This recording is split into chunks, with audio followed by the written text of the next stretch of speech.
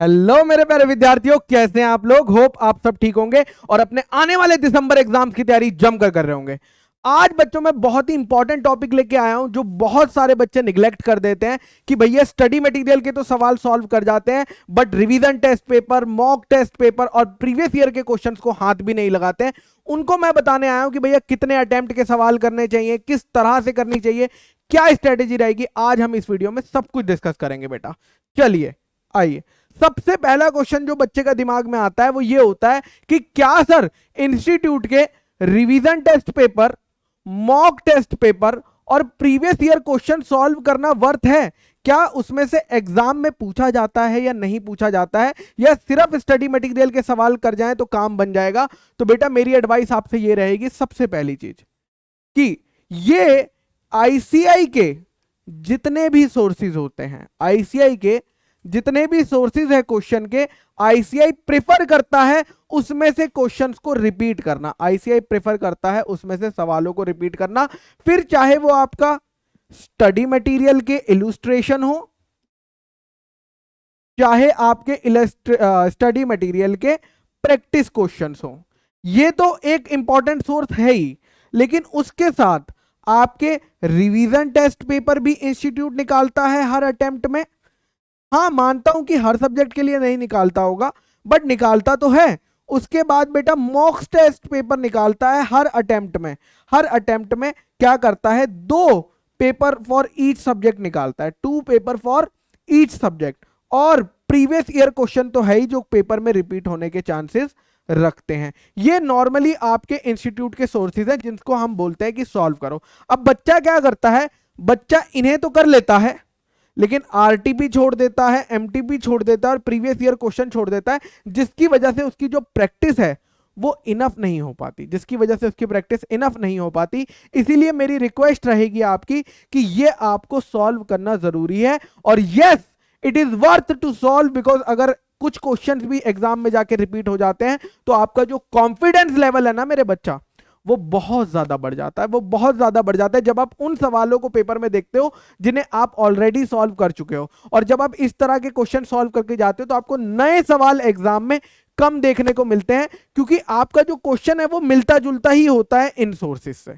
ठीक है, एक और सवाल आता है भाई बच्चे का कि सर ये बताइए कितने, हाउ मेनी अटेम्प्ट, कितने अटेम्प्ट के हमें मॉक टेस्ट पेपर करने चाहिए, कितने अटेम्प्ट के हमें रिवीजन टेस्ट पेपर करने चाहिए, और कितने अटेम्प्ट के हमें प्रीवियस क्वेश्चंस करने चाहिए, है ना। स्टडी मटेरियल तो पूरा करना ही है, उसमें तो कोई डाउट नहीं है, बट उसके अलावा एमटीपीस की अगर मैं बात करूं मेरे बच्चा, तो 3 अटेम्प्ट मॉक टेस्ट पेपर आपको 3 अटेम्प्ट के करने हैं, यानी 3 into 2 6 मॉक टेस्ट पेपर आपको जो है बेटा सॉल्व करने हैं। देन उसके बाद आता हूं बेटा रिवीजन टेस्ट पेपर्स की बात करता हूं। तो मेरे बच्चा रिवीजन टेस्ट पेपर आपको मिनिमम 4 अटेम्प्ट के सॉल्व करने हैं, बस बहुत हो गया, 4 अटेम्प्ट के सॉल्व कर लिए आपका काम हो जाएगा। और प्रीवियस क्वेश्चन की बात करूं, इसको आप पेपर वाइज मत देखिए कि कितने अटेम्प्ट के हैं।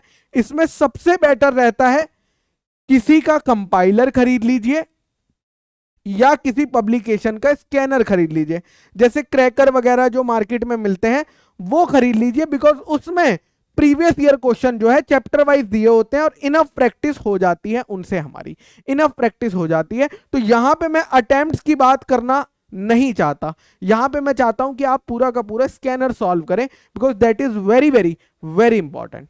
ठीक है, नेक्स्ट क्वेश्चन मेरे बच्चों आपका आता है, सर हमें यह पता चल गया कि यह जरूरी है करना, यह पता चल गया कितने अटेम्प्ट के करने हैं, बट सर इसकी बेस्ट अप्रोच क्या है सॉल्व करने की, किस तरह से सॉल्व करें? चलो मैं बताता हूं the best strategy to solve MTP, RTP and previous year question. देखो सबसे पहले आप क्या करेंगे,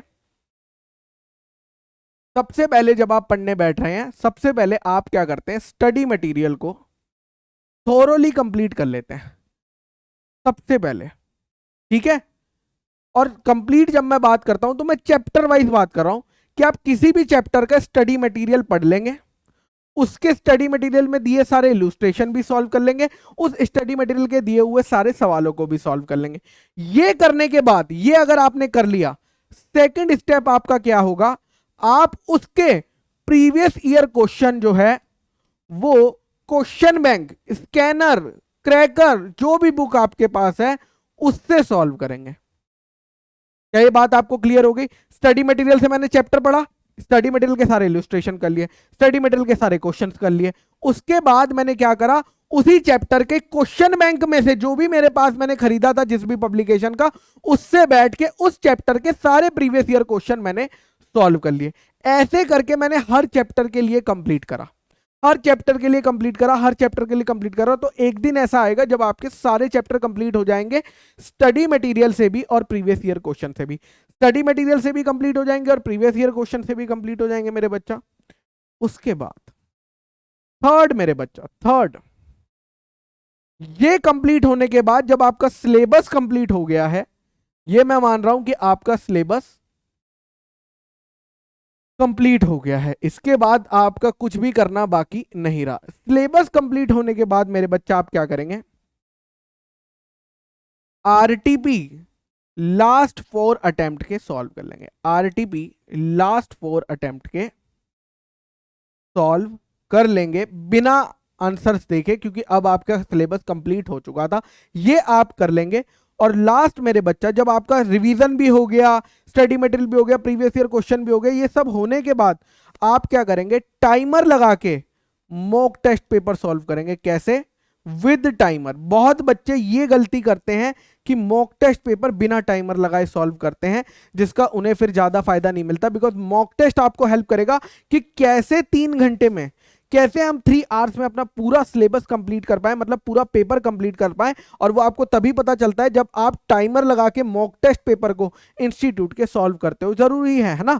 तो बहुत जरूरी है बेटा ये। आई होप आपके जो सारे डाउट्स हैं वो क्लियर हो गए होंगे कि स्टडी मटेरियल कैसे पढ़ना है, प्रीवियस ईयर क्वेश्चन कब करने होते हैं, उसके बाद आरटीपी कब करना होता है, उसके बाद मॉक टेस्ट पेपर कब करना होता है।